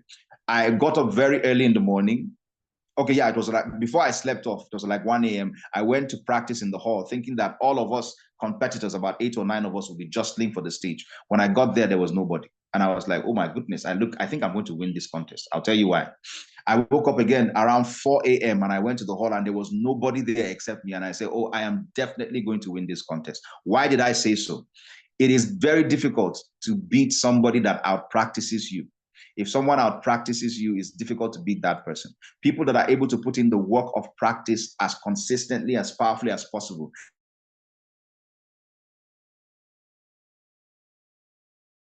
have a better chance of beating any you are. If someone can be more talented than you are, but if they can't out-practice you, their talent cannot beat you. Most of the time, that is the reality about life. Life is not ruled by people that are more talented as much as people that are more consistent. And that's what practice and preparation does for you. It makes you a consistent and a powerful speaker. Okay, so the more you practice, the more you prepare, the better you are at it. So there's something that people say, they say this: don't practice until you get it right. Practice until you can't get it wrong. Don't practice until you get it right. Practice until you can't get it wrong. Practice, practice, practice. Don't just do it once or twice. Do it over and over until you can't get it wrong. If it's 1,000 times, if it's 10,000 times, it doesn't matter. What matters is that you make the time to practice as often as possible so that you can arrive at excellence. Someone I respect very much, DK Chukwumerije, said, practice until you have muscle memory. He's an introvert. He doesn't like speaking, but he practices so often that when he starts speaking, his body already has the memory of what he's supposed to do next. So practice until you have muscle memory over and over again. Practice until you can't get it wrong. That when you start speaking, even if you want to vomit, your body knows what to do next. It knows the next flex, the next movement, the next hand gesture, the next eye look. Practice until you can't get it wrong. Have a culture of practice and preparation. And that day when I was practicing, before I finished around 5 a.m., after 5, the contestant from Ghana came in, my brother Age. He came in and I realized I had competition. And guess what? When we competed, I came first, he came second. And I think the lady from Lagos, I can't remember her name, came third that year. But it for me, it goes to prove how much practice does for many things. So that's P. The last one, what's the last one? R, respect and appreciation. A for attitude. M for message. P, practice and preparation. D, yes, D. Do it again. Do it again. Do it again. This has to do with attitude. If you want to break the cycle of failure, remember you have to have the right attitude. Be willing to come back and try again. So do it again. I want you guys to have that attitude that when you compete and you didn't get what you're looking for, just do it again. Oh, you didn't pass out from your club, do it again. Oh, you felt the judges were not fair, do it again. Oh, you felt you didn't practice enough. You thought you made a mess of yourself. You thought you just embarrassed yourself. Do it again. It is by doing again that you break the cycle of failure. I cannot reiterate this. Now, I can't reiterate this enough. Do it again. I have come back several times, several contests. It's exhausting, and I'm not looking forward to doing it very soon. But in any case, I am always willing to do it again. And doing it again is not just about doing the contest all over again. It's really about speaking again. It's about trying again. It's about practicing again. It's about looking again. Don't give up. Come back and do it again. This is my counsel to you guys. So if you want to do well in your contest, there are some things, of course, that are basics that you should focus on. Things like the judges' criteria, things like looking at the judges' ballot and so on, listening to other people that have gone before you, getting the right mentor and coach. Some of us have actually gone as far as making sure that we pay for somebody to coach us during the period. If you can afford it, fine. But like I said earlier, the Toastmasters experience is enough for you to get all that you're looking for, most of what you're looking for. Many people are willing to give you as much time and attention to help you become a better speaker. So yes, get a coach, get a trainer, follow your mentors, look at the judging criteria, make sure the rules are okay and all that stuff. Those are basics. Those are things that you should be able to run with. But pay attention to the rounds. Have respect and appreciation for the process, for the art form, for what you're doing. Have the right attitude. Be willing to understand the best. Look for the best in everything that you're doing. Focus on your message. Oh, so important. Your message is so important. Your message is more important than your mess, more important than your insecurities. Your message will take you to the next generation. And practice and preparation. Practice, practice, practice. Don't practice until you get it right. Practice until you can't get it wrong. And then do it again. I believe that if you can put these things together, you are very much on your way to being a great speaker, a great competitor, and a champion in your own right in any contest in the Toastmasters circles. So this is the time for questions. If you have any questions, thank you so much. Today, by the way, I've been able to overcome some of the challenges I've had. I've looked at my why. I've become a better speaker, 3-time West and Central African champion of public speaking, coach and trainer, started a school after my children, and I have another boy. His name is Bradley. So I have Shira, my daughter, and Bradley. And every time I have my trophies, I show them, and I tell them that it is possible for them to overcome any challenge they have and also move into the future and become better. My children are not behind me. My children are right in front of me. They can't come back to me, but I'm going to go and meet them one day. And this is an encouragement for me. Life is more meaningful, more useful by using what I have today to move forward. So you can also beat all your challenges. You can make the progress that you need. It's very, very possible. Take the contest, take the process, take the experience, and just be the best. Pass your message across, and I'm sure you're going to have a great time. Thank you so much. Your questions, if we have time. Thank you.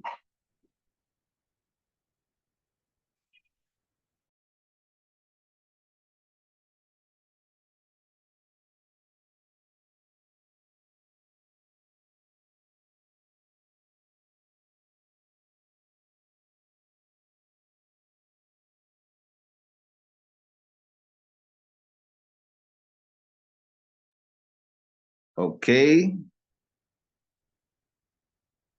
I hope I'm not having a challenge. Okay, all right.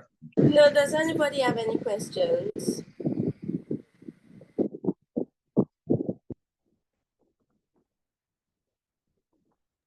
I have a question for our champion. Okay. Please go ahead, Harriet. Thank you for the presentation, Dr. Wayo. Very good. And I agree with everything you said, plus more. So it's good to hear you speak. One of my questions for you is, the message is really important for our speakers. So, what is one thing that you wish you had done differently for your finals?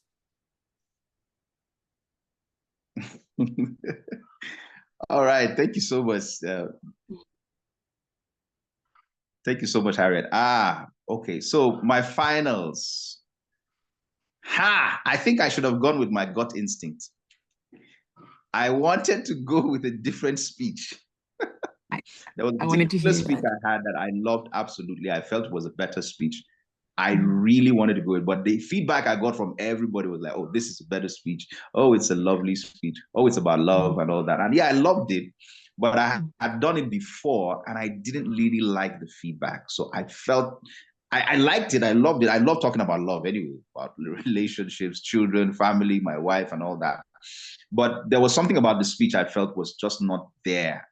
And unfortunately, I didn't have enough time to work on it and improve on it and all that. And I felt there was a different speech that I should have used. And I wanted to, I really, really, really, really wanted to, but I was like, oh, this is what, so I think I should have gone with my gut instincts. Worst case scenario, at least I would have been satisfied that I did what I wanted to do.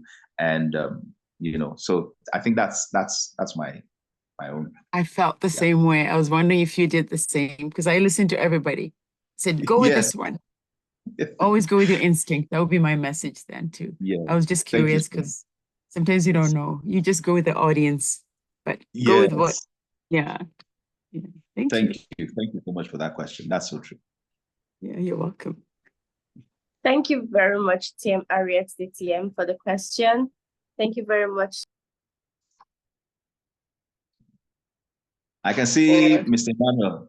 The soldier. Someone had a question. Someone was asking about a link to watch your videos in the contests, and I think the one you shared and the one you ended up not using, and the one you used. Someone was asking in the comment box. Okay. So the one I'm talking about. First of all, if you go to my YouTube page. Dr. Benjamin Wayo, you should find most of my videos, my contest videos, particularly for 2020, are there. Unfortunately, I don't have any other videos. Like in 2019, I didn't share the video. I don't have it there. I don't think I have it there. And then, of course, this year's contest also, I don't have it. But I believe the district. If you go to our if you go to our district's YouTube page and find the contest, you should find my own speech at the 24th or 25th minute thereabouts.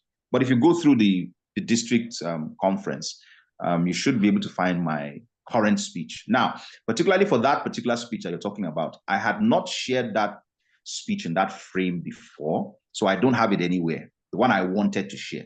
But the one I did share is the one I shared for the finals, and it's on my YouTube page. Okay, so you can find that one on my YouTube page. It was Poster Perfect. Yes, Poster Perfect. That was the title of the speech, Poster Perfect. Great speech, fantastic. I loved it, etc. But I wanted to share something else. But I've not shared that before, and I don't have it anywhere. I've done it before on stage and all that, but I've not had it anywhere that you can find. So sorry about that, but I'm still working on my YouTube page. So very soon I should have us. So thank you. Okay, so we'll have a look at your YouTube page and also the district's YouTube page for your videos, and then we can share the link. Thank you very much.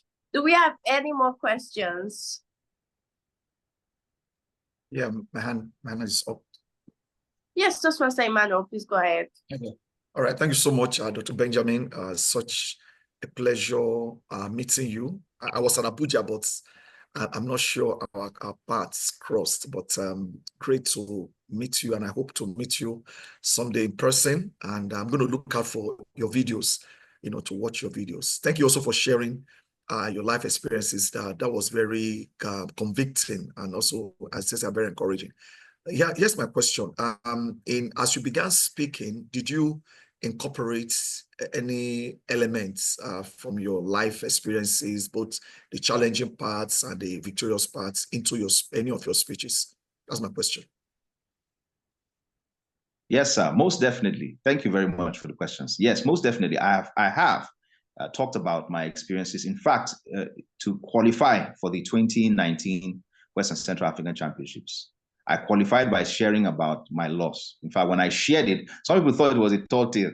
they thought I made it up because they couldn't believe it was like, who, you, how, but it's my reality. It's what I went through, and I've had to deal with it, and still dealing with it, by the way. It's not something that leaves you.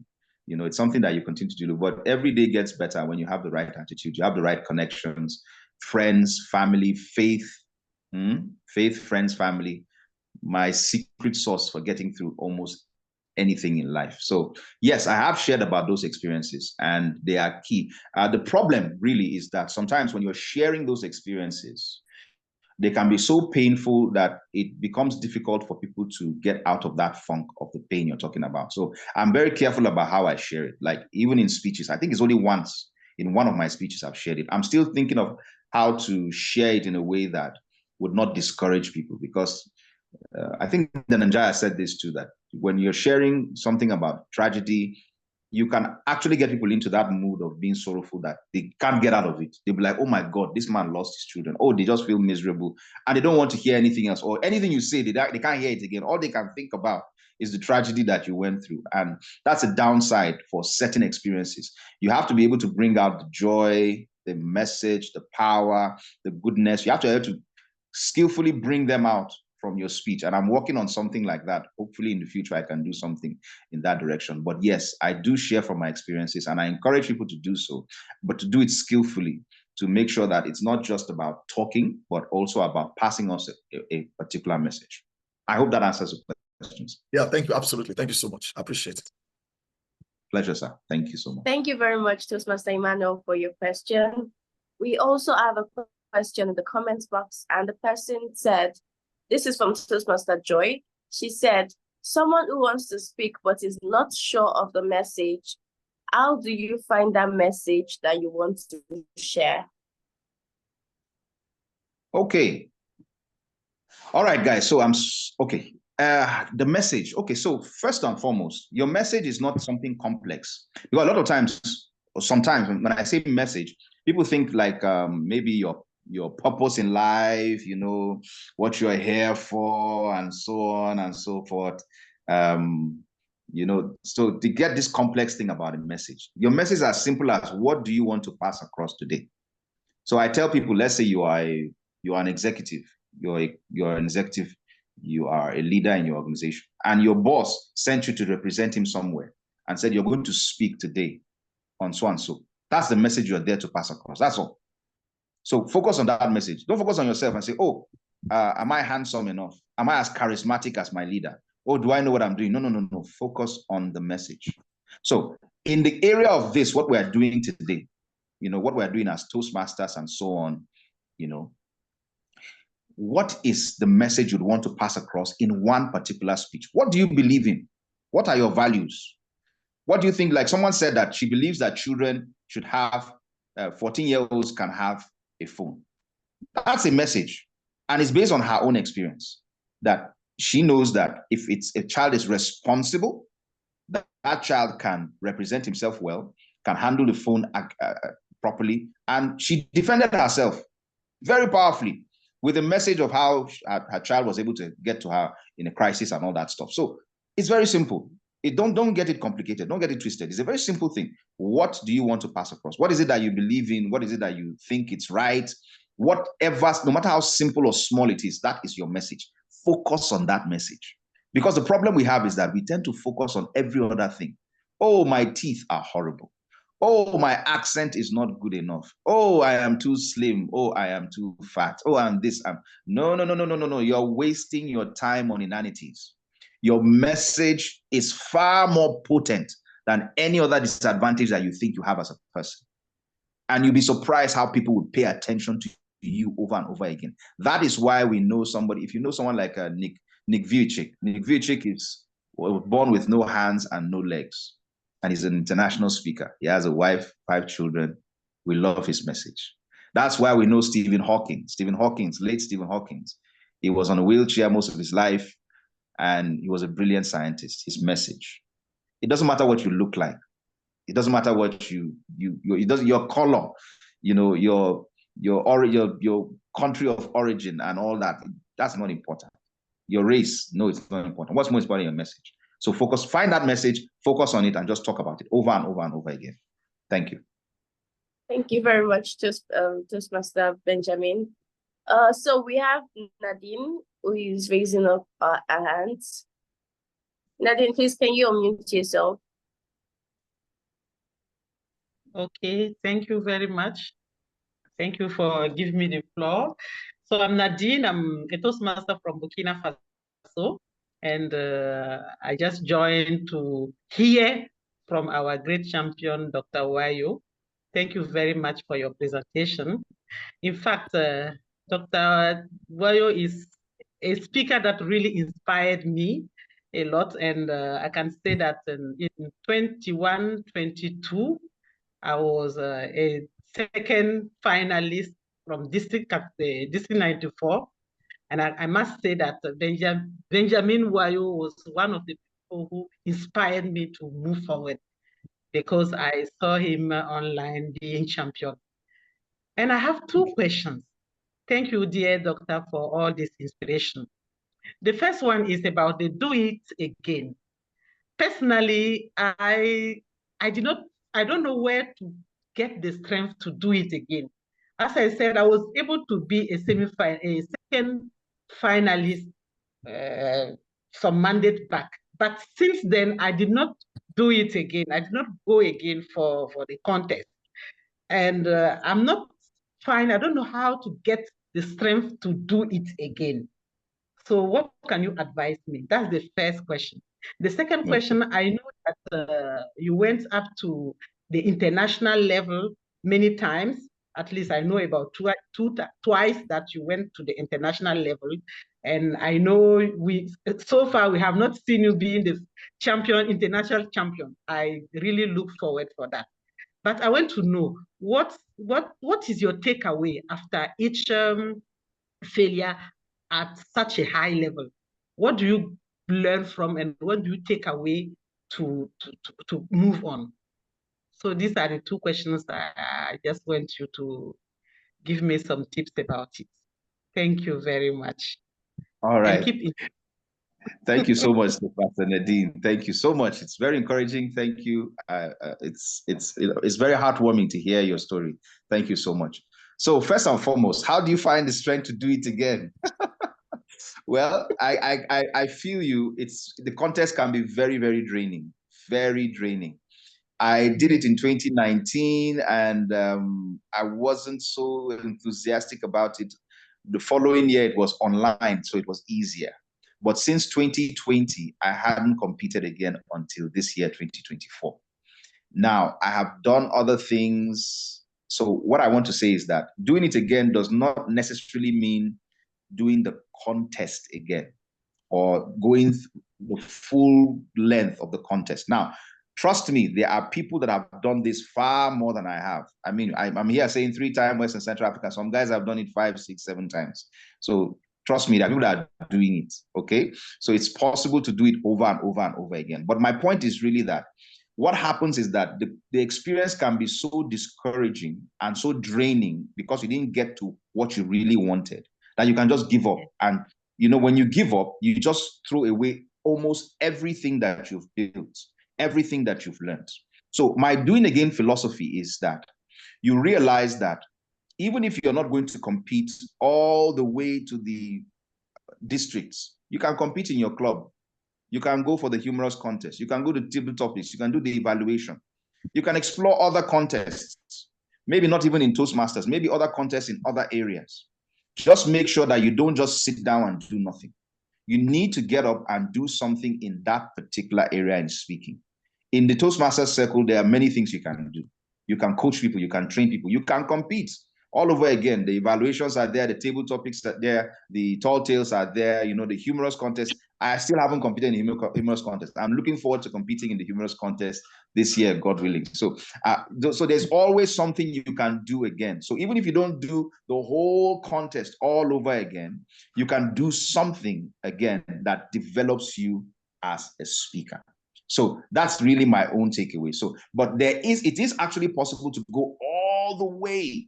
You know, people have been doing it. I really need personally, I need some time to recover, to emotionally, financially, etc., and all that. It takes me a little time. Some people can just get back on the horse and do it 1 year after. I don't know how they do it, but I know it's possible in any case. So that's the first counsel. That's the counsel I would give to you. Even if you don't go for the whole contest, there are other things you can do, and just don't stop. Just don't stop. Don't allow the experience to stop you. Just keep going. Now, the second question, my takeaway really on the international level, I think one thing I've been able to learn is that I can compete with the best in the world. I think I've learned that. I have super confidence to agree and believe that I can beat anyone in the world. In fact, there's something I didn't tell you guys. One thing about having the right attitude is believe that you can beat the best. Because to be the best, you should be able to beat the best. Because I hear this in contests all the time. Oh, Dr. Ben is competing. I'm not competing this year. Oh, I can't win. Oh, Dr. Ben is competing. Who can beat her? Who can beat Ruben? I don't like that. I think it's a bad attitude. Because if you want to be the best, you should be able to beat the best. I was in the same semi-final group with Cyril Junior Dim, with my car. And my car and myself were the ones that qualified from our group to the finals. So technically speaking, I beat a world champion. Yes, I beat Cyril once upon a time.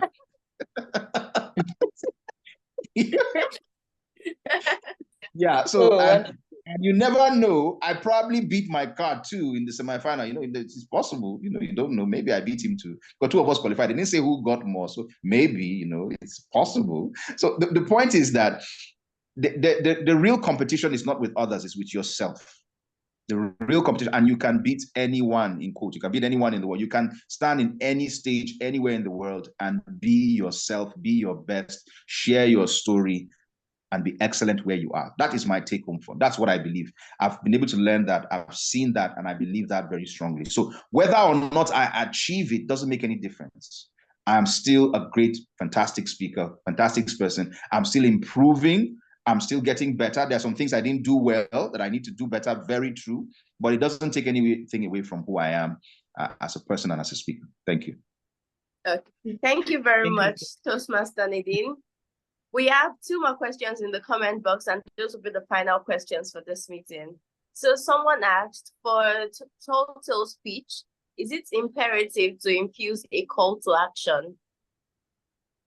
Okay, thank you for that. Yeah, I get that a lot. People tend to ask that question. And I believe it's good to have a message and a call to action. Even if not a call to action, at least a message that somebody can remember. Why? Because it's more memorable. It sticks to people's minds more when there is an overarching message in what you're saying. So you're talking about something ridiculous, everybody's laughing and crazy, but then you bring out something that is powerful, that they take away with, that they can take home with.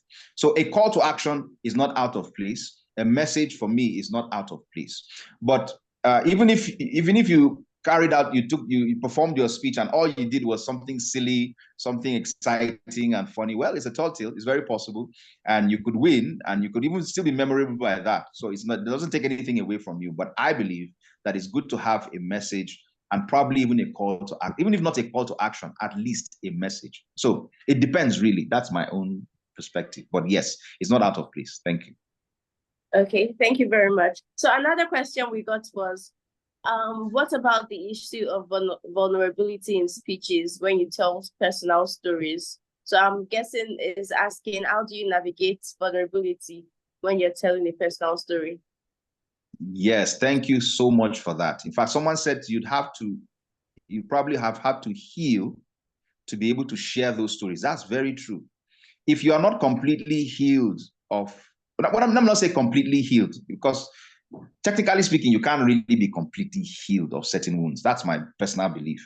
If the wounds are deep enough, they will be with you forever. So, but you have to have some certain amount of healing to be able to talk about certain things with the right perspective. So I'm not one to say anything that happens to you, just go out there and talk about it. Oh, no. That's not healthy. That's not healthy. There are things you need to do. There's some therapy that you may need to get. There's internal focus that you need to have and really get past the pain of an area before you can actually confidently speak about it. So that's where vulnerability comes in.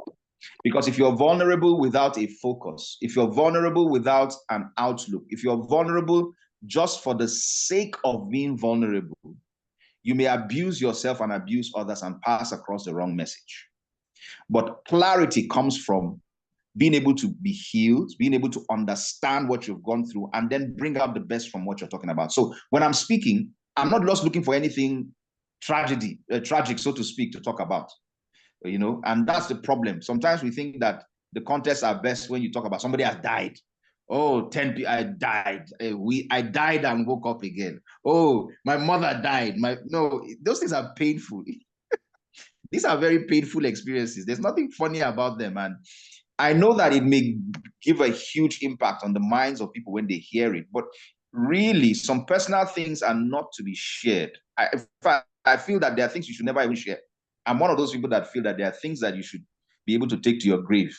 I think it's a God-given right that you have, that you don't talk about some things. Although there are many things that you need to talk about privately, not publicly, so that you can heal of them, and move past them. So yes, vulnerability is important. The more vulnerable you are, the more human you look. In fact, even in the way we speak, our body language. If you don't expose your hands, you don't expose your vulnerability. Many of you don't know that. Exposing your hands is exposing your vulnerability. The inner part of your hands are more vulnerable than the outer part, so to speak. Exposing the side of your face is a vulnerability tactic. Anyway, those are body language tricks. So, but that's by the way. The point is that if you show yourself vulnerable, you show yourself more human. The more human you are, the more attractive you are. The more people actually want to relate with you, because we love the humanity in others. We don't want to see how serious or how powerful you are, as much as we want to see how human you are, because the humanity in you is very, very relatable. So vulnerability is powerful in any time you're speaking, but make sure that you're not just doing it for the sake of clicks or the sake of, winning a contest, because you can hurt yourself even worse by that process. Make sure that you understand what you're talking about, that you heal of it, and you have the right perspective and right outlook. And you'll be surprised that the message will be better that way. You can pass across the wrong message if you've not healed and you don't understand what you're talking about. So yes, be vulnerable. In fact, you can't really be a great speaker without being vulnerable. But watch it, okay? Heal well, know where you're speaking from. I can't talk about everything, but anyway, I'll stop there. Thank you. Thank you very much, Dr. Benjamin Wayo. And thank you to everyone who has asked him a question and everyone who is here. Dr. Benjamin Wayo, thank you very much for sharing your story with us. And it was really nice to have you here. With that, I will be passing this meeting to the president of Surulere Toastmasters, Toastmaster Teresa Maduka, to conclude the meeting. Toastmaster Teresa, are you here? Yes, I am. Thank you so much, Toastmaster KQ. It's been such a wonderful time here with every one of us. In a special way, I want to thank our Vice President of Education, Toastmaster Ruben, for bringing this together, for having the two big elephants in the room. Thank you so much also to our trainers, Benjamin Wayo. Thank you so much for that inspiring training, for that story. I mean, say your message is better than your mess. No matter where you're coming from, your message matters. The country, whoever you are, the message matters. That was a wonderful training, and I know that we're going to go home with a lot of tips. Also, DTM Harriet, thank you so much for those acronyms, CASA and PrEP. And I hope we're going to be using that to give better table topics. Thank you so much. I also want to thank everyone on this call. Thank you for making the meeting very interesting. For those who participated in the game session, thank you very much. You made the meeting interesting. As DTM Harriet said, our meeting is fun. So thank you so much. Thank you, our Division Director, Toastmaster Ayo. I think she's on the call. Thank you very much. Also, I can see a Nadine. I don't know if it's a DTM. That confused me with the past district director. Thank you so much, everyone, for coming on this call. And I know that we're going to take home a lot of things. And I hope we also participate in the upcoming contest. We've heard from them that the contest is not about a competition with others, it's a competition with ourselves. So I hope we go home with that and participate often and again. Do it again, no matter how much you did or how you think the last contest was a mess. Do it again and again And of course, we're going to get better. Thank you so much. It was a good time. And I hope we go home feeling better and more encouraged to do what we're doing as speakers and great communicators. Thank you so much. Thank you, everyone. And you can stay back and relate, interact, or we can go and do other things that we have to do. Thank you so much. Okay, Toastmaster Nadine Yoda, thank you. Thank you for clarifying that. All right. We can interact or we can go on and do what we want to do. Thank you so much. It was awesome having this gathering with all of us. Thank you. Bye. All right, Emmanuel, bye. DTM Oli Joseph, thank you for being here today. I know you don't know me, but I know you. Thank you so much. DTM Harriet, always a pleasure to have you. Thank you so much. Oh, thank you. I can now go to sleep. Oh, please. Thanks, everyone. A pleasure to meet you, the distinguished Toastmaster Harriet. Thank you so much. Oh, you as well. Thank you for the presentation. It was really great, and I think we all got a lot out of it. So thank you. We'll see you in Philly. Fantastic. Very encouraging. Thank you so much. Yeah. Yeah, thank you. And everybody keep speaking. Bye, everyone. Rest well. All the best. I'll come visit again. Okay. All right, everyone. Thank you, Toastmasters, for this wonderful session. I gained a lot from it. Thank you. Thank you, Toastmaster Joy. And please thank you, Toastmaster Kelvin, our Tieraba new Toastmaster who is up and running, taking every opportunity. Thank you for playing timer at this meeting. Thank you so much. Our moderator, oh, thank you, Toastmaster Kelvin. Thank you, Toastmaster KQ, for handling this session with ease and steeze. Thank you. Thank you so much. Hi, Toastmaster Josephine. You're welcome. Thank you. You're welcome. All right, we can either interact. Tessie, can you ask if we have any guests in the meeting? Oh, okay. Do you have any guests today? Any guests? You're not a Toastmaster, you just joined us. Please, can you unmute and say something? Gloria, are you a Toastmaster? Mwagu? Yeah, good morning. Good morning. Thank you so much. Me? Yes, I can hear you. Are you a Toastmaster? Yes, I am, but it's my first time joining your meeting, so it was really great. Thank you. Awesome, awesome. What club? Is that in Lagos? Yeah, Lagos, Total Energies. Thank you. Oh, okay. Nice to meet you, Glory. So just like Agolo, just feel, you don't say anything. Yay! What a powerful training from Larry Toastmasters Club. I've enjoyed it.